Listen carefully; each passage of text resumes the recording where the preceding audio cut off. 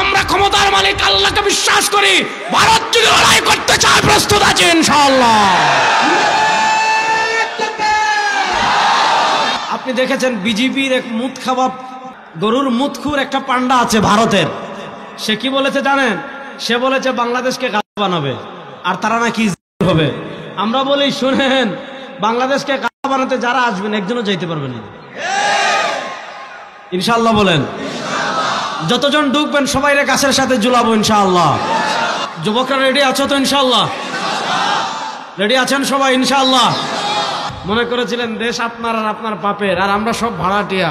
আজকে এই দেশের শ্বাস ফেলার মতো জায়গা আপনার নাই। ভবিষ্যতেও দেশকে যারা নিজেদের দেশ মনে করবেন আপনারাও এই দেশের দাফন করার মতো, কবর দেওয়ার মতো জায়গা খুঁজে পাবেন না। বিশ্বাস করেন ক্ষমতার মালিককে। জুড়ে বলেন না, ক্ষমতার মালিককে।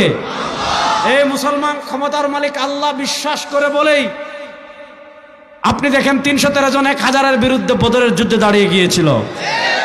আমরা ক্ষমতার মালিক আল্লাহকে বিশ্বাস করে বলেই আমরা ইহুদিদের বিরুদ্ধে লড়াই করেছি, কিসরার বিরুদ্ধে লড়াই করেছি, কায়সারের বিরুদ্ধে লড়াই করেছি, রোমানদের বিরুদ্ধে লড়াই করেছি, বাইজেন্টাইনদের বিরুদ্ধে লড়াই করেছি, মঙ্গলদের বিরুদ্ধে লড়াই করেছি, ক্রুসেডারদের বিরুদ্ধে লড়াই করেছি, বিরুদ্ধে লড়াই করেছি।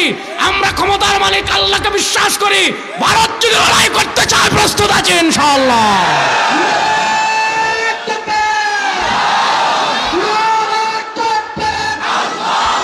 যুবকরা রেডি আছো তো ইনশাআল্লাহ? রেডি আছেন সবাই ইনশাআল্লাহ? আপনি দেখেছেন বিজেপির এক মুত খাওয়া গরুর মুতখুর একটা পান্ডা আছে ভারতের। সে কি বলেছে জানেন? সে বলেছে বাংলাদেশকে গাধা বানাবে আর তারা নাকি হবে। আমরা বলি শুনেন, বাংলাদেশকে গাধা বানাতে যারা আসবেন একজনও যাইতে পারবেন না ইনশাআল্লাহ। বলেন যতজন ঢুকবেন সবাই গাছের সাথে ঝুলাবো ইনশাআল্লাহ। এই বাংলাদেশের জন্য, ইসলাম এবং দেশ মানবতার জন্য আমরা পৃথিবীর কোন সুপার পাওয়ারের সাথে মুসলমান আপোষ করে নাই।